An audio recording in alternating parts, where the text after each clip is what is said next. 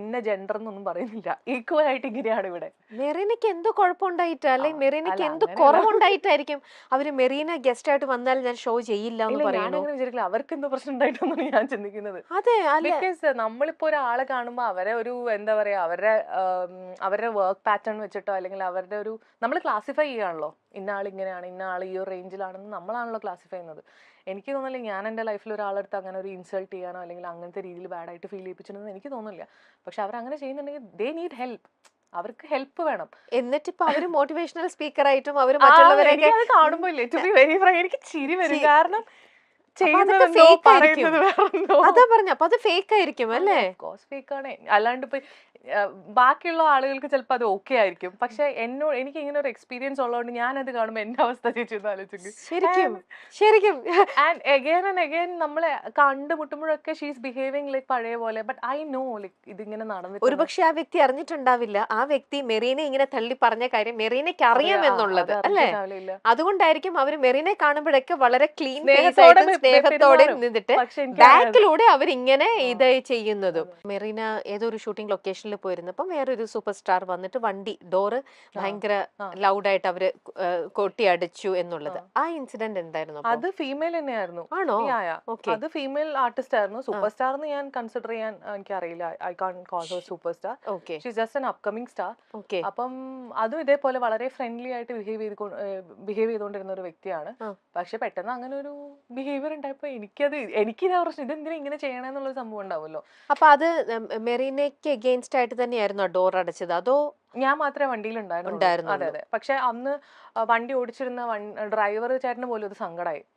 എന്നിട്ട് ആ പുള്ളി പറഞ്ഞു എനിക്ക് ക്ലിയർ ആയിട്ടൊന്നും അറിയില്ല, അപ്പൊ അതൊന്നും പറയാമോ? എന്താ ഇൻസിഡന്റ്? ഞങ്ങള് ഒരു മൂവി ഒരുമിച്ച് വർക്ക് ചെയ്തതാണ്. അപ്പം ഒരു 100 മീറ്റേഴ്സ് അപ്പുറത്തേക്ക് ഷൂട്ടുള്ളൂ. വണ്ടിയിൽ പോകേണ്ട ആവശ്യമില്ല, നടന്നു പോകാനുള്ളതേ ഉള്ളൂ സത്യം പറഞ്ഞ്. അപ്പൊ ഞാൻ ആദ്യം മേക്കപ്പ് കഴിഞ്ഞ് റെഡി ആയപ്പം അതിന്റെ തലേ ദിവസം ഇതേപോലെ ഞാൻ ഫ്രണ്ടിൽ ഇരിക്കുന്ന സമയത്ത്, അതായത് ഡ്രൈവറുടെ സൈഡിലുള്ള സീറ്റിൽ ഇരിക്കുന്ന സമയത്ത് ഷീ ഫെൽറ്റ് അപ്സെറ്റ്. അപ്പൊ എനിക്കത് മനസ്സിലായി. ഇപ്പൊ ചില ആളുകൾക്ക് ഉണ്ട് ഇങ്ങനെ അപ്സെറ്റ് ആവുന്ന ഒരു പരിപാടി. ഇതിനു മുമ്പ് എനിക്ക് എക്സ്പീരിയൻസ് ഉണ്ടായിരുന്നു, which is from a male. അപ്പം ഈ കാര്യം എന്താ വെച്ചാല്, ഞാനപ്പോ നെക്സ്റ്റ് ഡേ സെക്കൻഡ് ഡേ ഇങ്ങനെ 100 മീറ്റേഴ്സ് ഷൂട്ടുള്ള സ്ഥലത്ത് പോകാൻ വേണ്ടിയിട്ട് ഞാൻ ബാക്കിലിരുന്നു. Let she come and sit in front എന്നുള്ള രീതിയിൽ. അപ്പൊ ഫ്രണ്ടിൽ ആളിരുന്നില്ല. ഞാൻ ഇങ്ങനെ ഫോണിൽ കളിക്കും. അപ്പൊ നമുക്ക് ഒരാൾ ഡോർ തുറക്കുമ്പോൾ അറിയാൻ പറ്റില്ല. അപ്പൊ ആളുടെ ക്യാരവാന്റെ ഡോറിന്റെ ഫ്രണ്ടിലാണ് ഞാൻ എന്റെ ഒരു പൊസിഷൻ ഇരിക്കുന്നത്. ഞാൻ ഫോണിൽ കളിക്കുമ്പോൾ ആള് തുറന്ന് എന്നെ കണ്ട ഉടനെ ആള് വാതിലടച്ചു. അപ്പൊ എനിക്ക് മനസ്സിലായി. അപ്പൊ ഞാൻ വെച്ചു, ദൈവമേ ഇന്നലെ ഫ്രണ്ടിലിരുന്നായിരുന്നല്ലോ പ്രശ്നം, ഇന്നിപ്പോ എന്താ പ്രശ്നം എന്ന്. അപ്പൊ അസിസ്റ്റന്റ് വന്നിട്ട് പറഞ്ഞു അടുത്ത വണ്ടി വിട്ടോളാൻ. അപ്പൊ ക്യാരവാനിലെ ചേട്ടൻ അപ്സെറ്റായി, ആൾക്ക് സങ്കടമായി. ആൾ എൻ്റെ അടുത്ത് എന്തൊക്കെയോ പറഞ്ഞു. ആള് പറഞ്ഞു എന്തായാലും ഇങ്ങനെ അങ്ങനെ ഇങ്ങനെ പുള്ളി എന്തൊക്കെയോ പുള്ളിയുടെ ഒരു വിഷമം പോലെ പറഞ്ഞു. അപ്പൊ എൻ്റെ അസിസ്റ്റന്റ് ഉണ്ടായിരുന്നു. ഞാൻ വണ്ടിയിൽ നിന്ന് ഇറങ്ങി. ഞാൻ പറഞ്ഞു ചേട്ടാ ഇനിയും നമ്മള് കൊണ്ടാക്കി തിരിച്ചു വന്ന് ആളെ പിക്ക് ചെയ്ത് പോകുമ്പോഴേക്കും ലേറ്റ് ആവും. അവിടെ ഒരു വലിയ ഡയറക്ടർ വെയിറ്റ് ചെയ്യുന്നുണ്ട്. അദ്ദേഹത്തിന്റെ വയസ്സും അദ്ദേഹത്തിന്റെ ഒരു കരിയർ ഗ്രാഫും നമ്മൾ മാനിക്കണം. ഞങ്ങൾ നടന്നു പോയിക്കോളാം എന്നുകൊണ്ട് ഞങ്ങൾ നടന്നുപോയി. സാർ അവിടെ ഇരിക്കുകയായിരുന്നു. സാർ ഭയങ്കരമായിട്ട് അപ്സെറ്റ് ആയിട്ട് വെച്ച് എന്ത് ചെയ്യായിരുന്നു നിങ്ങൾ ഇത്ര നേരം, അതിന് ഫുൾ ക്രൂ വെയിറ്റ് ചെയ്യുക. ഞാൻ സാർ എനിക്ക് പ്രത്യേകിച്ച് ഒന്നും പറയാൻ പറ്റില്ല, ഷോട്ട് കഴിഞ്ഞിട്ട് പറയാം. ഇതാണ് എക്സ്പീരിയൻസ് ഉണ്ടായത്, which is from A female, which I felt bad. എനിക്ക് സങ്കടമായി. ബിക്കോസ് സങ്കടം ആസൻ എന്തിനാ അങ്ങനെ ചെയ്യണേ. അപ്പൊ അത് നിങ്ങളിപ്പോ ഒരുമിച്ച് ഒരു ഷൂട്ടിംഗ് നടക്കുമ്പോൾ, നിങ്ങൾ ഒരുമിച്ച് ഒരു സീൻ വരുമ്പോൾ നിങ്ങളുടെ ആ ഒരു അഭിനയത്തിലോ അല്ലെങ്കിൽ നിങ്ങൾ ഒരുമിച്ചുള്ള സീനിനോ അത് ബാധിക്കും? ഞങ്ങളെ കണ്ട സിസ്റ്റേഴ്സ് ആണെന്ന് തോന്നും, അത്ര സ്നേഹമാണ്. എന്നിട്ട് അവര് ഇതിൽ വരുമ്പോ അവര് വളരെ അത്ര ഫ്രണ്ട്ലി ആയിട്ട് നിൽക്കും. അതെ അതെ അതെ. അതൊരു കഴിവാണെന്ന് എനിക്ക് തോന്നുന്നു. ശരിക്കും അവര് ജീവിതത്തിലും ഇതിലും റീലിലും അത് ഭയങ്കര ബുദ്ധിമുട്ടല്ലേ ചേച്ചി, കൺസിഡറിങ് അവർ അങ്ങനെ ജീവിതത്തിലും സിനിമയിലും അഭിനയിക്കാന്ന് പറയുമ്പോൾ അവർക്കൊരു സ്വിച്ചിങ് ഇല്ലേ, അവർക്ക് റിയാലിറ്റി ആയിട്ട് സ്വിച്ചിങ്. ആ പേഴ്സണാലിറ്റി എത്ര ഫേക്ക് എന്നപ്പോ ഒന്ന് മനസ്സിലാക്കിയാൽ പോരെ? അവരെവിടെയാ ജെനുവിൻ ആവാറുള്ളത്? ഞാനിപ്പോ യൂസ് ടു ആയി. കാരണം നമുക്ക് ഇങ്ങനെ ഫേക്ക് ആയിട്ടുള്ള ആൾക്കാരെ കണ്ട് എനിക്ക് ശീലമായി. ഞാൻ പറയാം എക്സ്പീരിയൻസ് ഫീമെയിൽ മെയിൽ എല്ലാം ഉണ്ട് എനിക്ക്. മെയിൽ ആയിട്ടുള്ള ഒരു ആക്ടർ ഇതേപോലെ ഞാനും വേറൊരു ആർട്ടിസ്റ്റും കൂടെ ഇരിക്കുന്ന സമയത്ത് പുള്ളി ഫ്രണ്ടിലിരുന്നു. ഫ്രണ്ടിലുള്ള സീറ്റ് നമ്മൾ ഒഴിച്ചു കൊടുത്തു, ബിക്കോസ് ഈഗോ അടിക്കണ്ടെന്ന് വെച്ചിട്ട്. ആള് വണ്ടി കയറി ഉടനെ എന്നെ കൺട്രോളർ വിളിച്ചിട്ട് നമ്മൾ കേൾക്കെ പറഞ്ഞു, എന്നാ പിന്നെ യൂണിറ്റിലെ ആൾക്കാരും കൂടെ കയറ്റായിരുന്നില്ലേ വണ്ടിയിൽ നിന്ന്. ഞങ്ങൾക്കത് സത്യം പറഞ്ഞാൽ ഭയങ്കര, ഞങ്ങൾ വിചാരിച്ചു ഇയാളെന്താ ഇങ്ങനെ സംസാരിക്കണം, യൂണിറ്റിലെ ആൾക്കാരെന്താ മോശമാണോ, ആ ചേട്ടന്മാരും പണിയെടുക്കുന്ന ആൾക്കാരല്ലേ ശരിക്കും. എന്നിട്ട് അവിടുന്ന് തന്നെ പുള്ളി വേറെ കാറിൽ കയറിപ്പോയി. ഇതൊരു 2 ദിവസം റിപ്പീറ്റഡ്ലി പുള്ളി ഇങ്ങനത്തെ സ്വഭാവം കാണിക്കാൻ തുടങ്ങിയപ്പോൾ ഞാൻ എൻ്റെ ഫ്രണ്ട് ആയിട്ടുള്ള ആക്ടർ ഈ സ്വഭാവം കാണിച്ച പുള്ളിയും കൂടെ ഒരു കാറിൽ ഇരിക്കുന്ന സമയത്ത് ഞാൻ നല്ലോണം അടി ഉണ്ടാക്കി. ഞാൻ നല്ലോണം ഞാൻ പറഞ്ഞു എനിക്ക് അഡ്ജസ്റ്റ് ചെയ്യാൻ പറ്റുന്നില്ല, നിങ്ങൾ ആരാന്നാ വിചാരിച്ചത്. ഞാൻ നന്നായിട്ട് ഉണ്ടാക്കി. അപ്പം കാറിന്റെ ഷോട്ട് പൊക്കോണ്ടിരിക്കുക, ഫ്രണ്ടിൽ ക്യാമറ സെറ്റ് ചെയ്തിട്ടുണ്ട്, ഡയറക്ടർ ഇങ്ങനെ കുനിഞ്ഞിരിക്കുന്നുണ്ട്. ഡയറക്ടർ മറീന മിണ്ടല്ലേ എന്ന്. ഞാൻ പറഞ്ഞു സഹിക്കുന്നതിന് ഒരു പരിധിയില്ലേ, താൻ എന്താണെന്ന് വിചാരിച്ചുകൊണ്ട് ഞാൻ കുറെ പറഞ്ഞു. അപ്പോൾ ആൾക്ക് മനസ്സിലായി. ആള് പറഞ്ഞു താൻ റെഡി ആകുമ്പോൾ സ്റ്റാർട്ട് ചെയ്യാമെന്ന്. ലൈക്ക് ഞാൻ റെഡി ആകുമ്പോൾ നമുക്ക് ഷോട്ട് സ്റ്റാർട്ട് ചെയ്യാമെന്ന്. എനിക്കന്ന് ശരിക്കും ഇൻസൾട്ടഡ് ആയിട്ടേ I felt like I should react. ബാക്കിയുള്ളവർ പേടിച്ചിട്ട് പറയില്ലാന്നേ.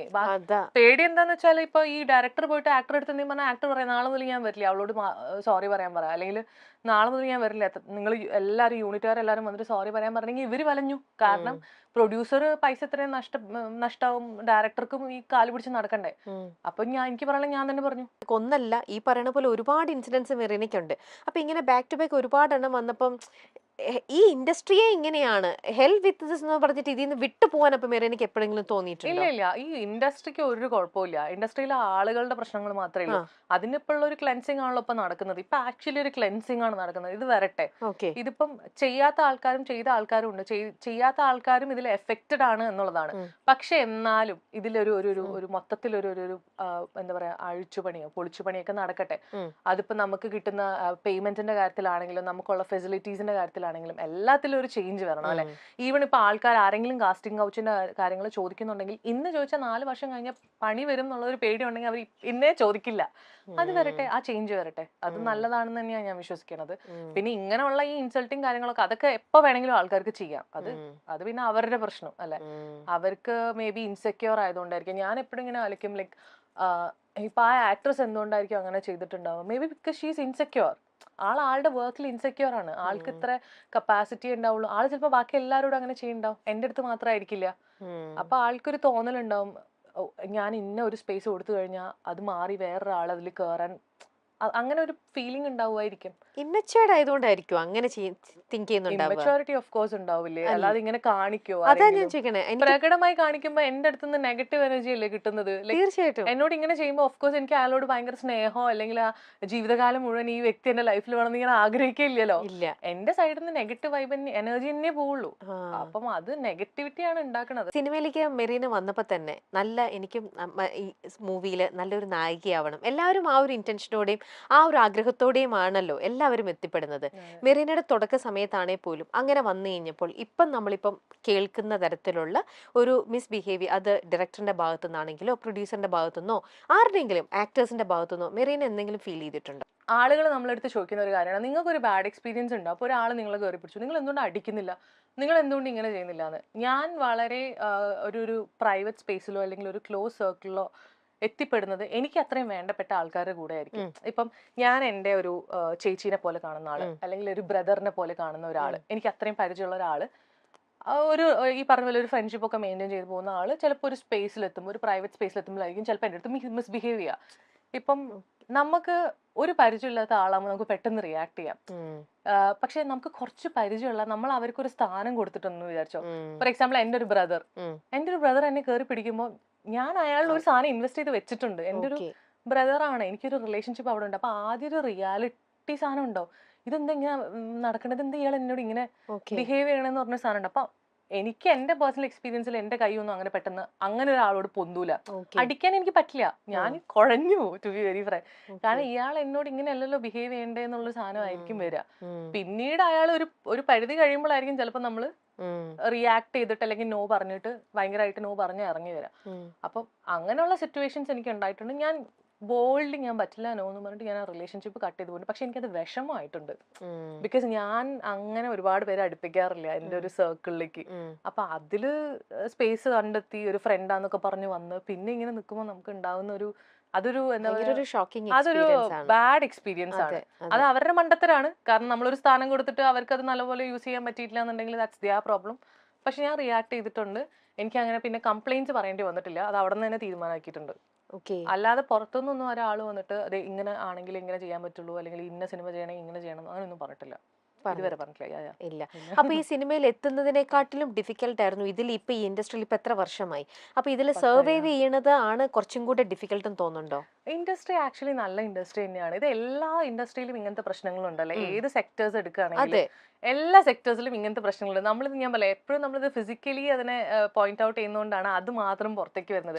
അല്ലാതെ ഈ പാരവെപ്പും ബാക്കിൽ നിന്നിട്ട് പണി തരുന്നതും ഒക്കെ ഏതും ഐ.ടിയിൽ പോയാലും കാണാം, ഹോസ്പിറ്റലിൽ പോയാൽ എല്ലാ മേഖലയിലും ഉണ്ട് ഈ ഒരു പറയുന്ന കുത്തിത്തിരിപ്പും നമുക്ക് അടി കിട്ടുന്നത് പരിപാടിയും ഇതൊക്കെ എല്ലായിടത്തും ഉണ്ടാവും. ഇപ്പൊ നമ്മുടെ ഇവിടെ ചർച്ചയായിക്കൊണ്ടിരിക്കുന്നത് പിന്നെ ഈ ഇൻഡസ്ട്രിയിൽ ആകുമ്പോഴത്തേക്ക് അത് കുറച്ചും കൂടെ മസാല ചേർത്ത് കുറച്ചും കൂടെ ഫ്ലാഷി ആയിട്ട്. ഞാൻ ഈ ഇൻഡസ്ട്രിയിലും കൂടെ ആയതുകൊണ്ട് എനിക്ക് കുറച്ചുകൂടെ റിലേറ്റ് ചെയ്ത് പറയാൻ പറ്റും. Industry is very good. കാരണം നമുക്ക് നല്ല നല്ല വിസിബിലിറ്റി ആണ് ആൾക്കാരുടെ അടുത്ത്. നമ്മളൊരു പരസ്യം ചെയ്താലോ ഒരു സിനിമയിൽ ഒരു റോള് ചെയ്ത് അത് ഹിറ്റായി കഴിഞ്ഞാലോ ആളുകൾ കൂടുതൽ അറിയും, പൈസ നന്നായിട്ട് വരും. ഇനോഗ്രേഷൻസ് ആണെങ്കിലും അങ്ങനത്തെ കാര്യങ്ങളിലൊക്കെ പൈസ വരും. പക്ഷെ ഇതിന്റെ ഇടയിലുള്ള ഈ തൊഴിൽ നിഷേധം എന്ന് പറഞ്ഞ കാര്യവും അതാണ് മെയിൻ പ്രശ്നം. അതായത് ജോലി തരണമെങ്കിൽ ഇങ്ങനെ ചെയ്യണം എന്ന് പറയണതും ഇത് കാരണം ജോലി ഇല്ല എന്നൊക്കെ പറഞ്ഞ് നമ്മൾ ഈ ആൾക്കാരുടെ പണി മുടക്കുന്നത് തന്നെയാണ് മെയിൻ കാര്യം എന്നാണ് എനിക്ക് തോന്നുന്നത്. അത് എല്ലാ ഇൻഡസ്ട്രിയിലും ഉണ്ടെന്ന് ഞാൻ വിശ്വസിക്കുന്ന ഒരാളാണ്. ആൻഡ് ഞാൻ പറയാം, ഇതൊരു ബ്യൂട്ടിഫുൾ ഇൻഡസ്ട്രിയാണ്. നമ്മളൊരു ആർട്ടല്ലേ ഉണ്ടാക്കുന്നത്. എന്ത് നമ്മൾ ചെയ്യണം, ഒരു സാധനം പെയിന്റ് ചെയ്താൽ നമ്മൾ വിറ്റ് ഒരാൾ ഇട്ട് കാണുമ്പോൾ നമുക്ക് അതിനൊരു സന്തോഷം ഉണ്ടാവില്ല. അതുപോലെയല്ലേ സിനിമയും. നമ്മളെല്ലാവരും ഗ്രൂപ്പായിട്ട് ചെയ്യുന്നതാണ്. പിന്നെ ഒരു 10-50 പേര് വരുന്ന ഒരു ക്രൂ ആകുമ്പോൾ 50 പേർക്കും 50 അഭിപ്രായങ്ങളായിരിക്കും. അപ്പൊ അതെല്ലാം കൂടെ ഇങ്ങനെ കൂട്ടിച്ചേർത്ത് മുന്നോട്ട് കൊണ്ടുപോകാന്ന് പറയുന്നതും ഒരു ടാസ്ക് തന്നെയാണ്. ഓക്കെ. അപ്പൊ ഇപ്പൊ നമ്മുടെ ഈ ഒരു ഓരോ ഓഫർ വരിക, ഓരോ ചാൻസ് വരിക, ഓരോ മൂവിയിലേക്ക് വിളിക്കുമ്പോഴും ഇപ്പം അങ്ങനത്തെ ഒരു എക്സ്പീരിയൻസ് ഉണ്ടായിട്ടില്ല എന്ന് പറഞ്ഞു, ഡയറക്ടേഴ്സിന്റെ ഭാഗത്തു നിന്നാണെങ്കിലും ആക്ടേഴ്സിന്റെ ഭാഗത്തു നിന്നാണെങ്കിലും. പക്ഷേ ഇപ്പൊ ഈ നേരത്തെ പറഞ്ഞിരുന്നല്ലോ, ഫ്രണ്ടായിട്ട് കണ്ടു, പിന്നെ അവർ മിസ്ബിഹേവ്. അപ്പൊ ആ പറയുന്ന ആളും ഈ പറയുന്ന മേഖലയിലുള്ള ആളാണെങ്കിൽ പിന്നെ അവരുടെ കൂടെ വർക്ക് ചെയ്യുന്ന ആ ഒരു ഇതും അതെങ്ങനെയായിരിക്കും? പിന്നെ ഇല്ല, എനിക്ക് പിന്നെ അങ്ങനെ വർക്ക് ചെയ്യേണ്ടി വന്നിട്ടില്ല അവരുടെ കൂടെ. പക്ഷെ ഇൻ കേസ് അങ്ങനെ വർക്ക് ചെയ്യുകയാണെന്നുണ്ടെങ്കിൽ നമ്മൾ ഇരുന്ന് സംസാരിച്ചത് അതിനൊരു ക്ലാരിറ്റി ഉണ്ടാവും. പിന്നെ ഞാൻ എന്റെ സൈഡിൽ നിന്ന് ഞാനൊരു നോ പറഞ്ഞാൽ അവർക്ക് റൈറ്റ്സ് നോ. അപ്പം ഇപ്പൊ ഞാനിപ്പോ ഒരു വലിയ പടം ചെയ്യാം, അതിൽ ഈ പേഴ്സൺ അതിന്റെ ക്രൂവിന്റെ ഒരു പാർട്ടാണെന്നുണ്ടെങ്കിൽ നമ്മൾ ഈ പറഞ്ഞ പോലെ നമുക്ക് എന്താ പറയുന്നത്, കരിയർ വൈസ് ഉള്ള സംസാരങ്ങൾ ഉണ്ടാവില്ലേ. അത് ഇപ്പം അടുത്ത ഷോട്ട് ഇങ്ങനെ, അല്ലെങ്കിൽ ഈ സീൻ നമ്മൾ ഇങ്ങനെ ചെയ്യാൻ പോകുന്നു, അതുണ്ടാവും. അതർ ദാൻ ദാറ്റ് ഒരു ഫ്രണ്ട്ഷിപ്പ് എന്നുള്ള കാര്യം നിങ്ങൾ എന്റെ അടുത്ത് എക്സ്പെക്ട് ചെയ്യരുത്.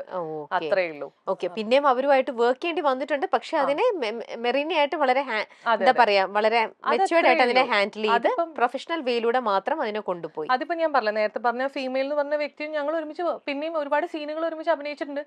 ആൻഡ് ഐ നോ ലൈക്ക് ഇങ്ങനെയാണ് എന്നുള്ളത്. പക്ഷെ അത് ഈ വർക്ക് ചെയ്യുന്നതിനെ നമ്മൾ ഒരു രീതിയിൽ അത് ബാധിക്കേണ്ട ആവശ്യമില്ല. വർക്ക് ഇസ് വർക്ക് അല്ല. വേറെ ഏതെങ്കിലും ഇപ്പൊ മെറീനയ്ക്കുള്ള ഇൻസിഡന്റ് മെറീന അവിടെ നോ പറയുന്നുണ്ട്, അതിനുള്ള ഒരു ബോൾഡ് ആയിട്ട് ആൻസർ ചെയ്യുന്നുണ്ടെന്ന് പറഞ്ഞു.